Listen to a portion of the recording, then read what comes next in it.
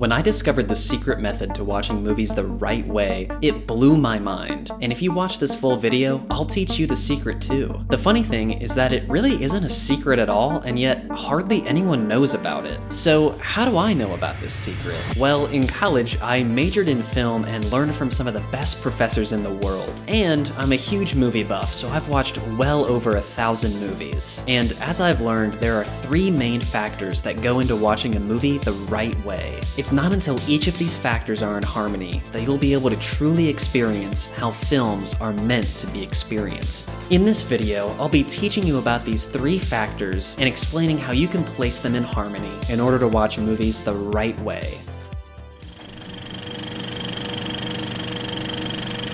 When it comes to the 5 senses, which ones are involved in film? Well, mostly everyone would agree that films appeal to sight and sound because you can see and hear them. However, what if I told you there was another sense that films appeal to? In the right environment, like a movie theater, the sense of touch comes into play. From its conception, film has been designed to be watched in a movie theater. And because theaters have high-quality audio systems, you can and should feel the film.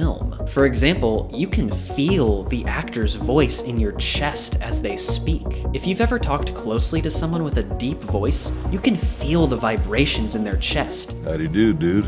And it's the same effect in a movie theater. Another example is when you can feel the ground shake during an epic action sequence. In Doom Part 2, when the Fremen use a thumper to summon a sandworm, you feel the thump in your body, and you feel the ground shake as the sandworm emerges. In Interstellar's docking scene, your seat in the theater rattles violently as the ship twirls in space. When you can physically feel what the characters feel, you join in their suspense and become immersed in the film's world. That feeling draws out excitement, wonder, and most importantly, enjoyment. And that's why I'm making this video, because I don't want you to miss out on that enjoyment. So how can we not miss out? Ideally, the best solution is to watch movies in a theater because it has the highest quality audio. However, most of the time we watch movies at home, in which case it would be advantageous to have a high quality surround sound speaker system. But since that's not very practical, I recommend wearing headphones if you don't have a speaker system.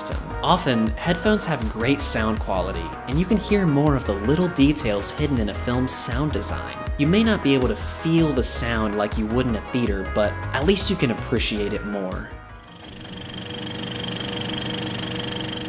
From the start, films were made to be seen on the big screen. No question about it. Back in the day, if you wanted to watch a movie, you had to go to the theater. So when we watch a film on a phone or a laptop or even a TV, that's not how films were originally meant to be watched. We live in an age of movies that go straight to streaming services, and back in the day there were direct-to-video movies, and I think that's a shame. You've probably heard it said before, but film is art. And if you're not feeling me on the whole art thing, let me put it this way. You've probably seen images of Michelangelo's paintings on the ceiling of the Sistine Chapel. They're stunning, even when you look at them on a laptop or a phone. But when you go to the Sistine Chapel in person, it's a whole other story. 5,000 square feet of paintings cannot be described in words or experienced on a tiny screen. And that's the same thing with film. Why would we shrink down a 4,000-foot image to a 6-inch screen? It's so much less immersive and enjoyable, and there's no sense of awe and wonder when the characters are shrunk down to the size of my pinky. Now, if you're playing the movie on a telephone or on your computer, you will never experience the film.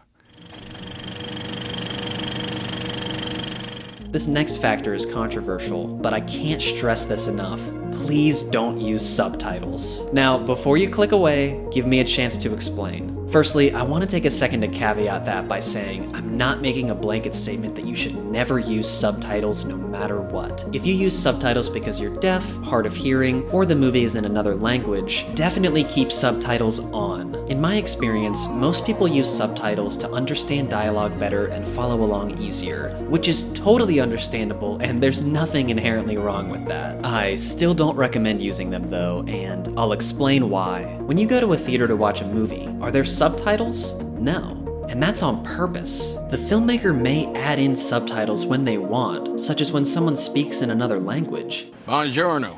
But ultimately, the filmmaker's intention was for you to watch and listen to the movie without the use of subtitles. Filmmakers are very particular about what ends up in the final cut of a film. Put plainly, unless the filmmaker weaves subtitles into the very fabric of the film, they are quite literally not supposed to be there. For many filmmakers, getting the right shot is a painstaking and tedious process, and by using subtitles, you're distracting yourself from the very thing the filmmaker worked so hard for you to watch and enjoy. Ultimately, subtitles are a huge distraction, and they pull you away from fully enjoying the movie.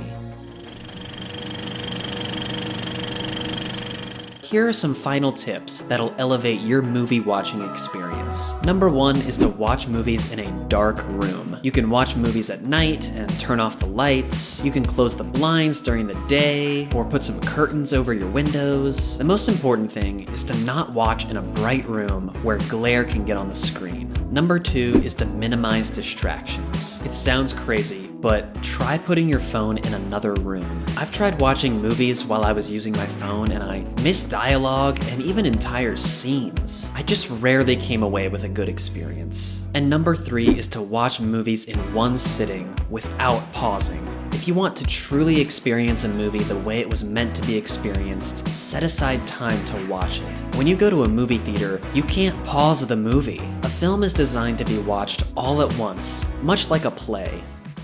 So throughout this video, you've probably picked up on the fact that going to a theater is the best way to watch movies. And if you're watching at home, it's ideal to make your setup as close to a theater as possible. By doing that, all of the factors I've talked about in this video are put in harmony with one another. And because of that, I truly believe you will be able to experience films on a deeper level.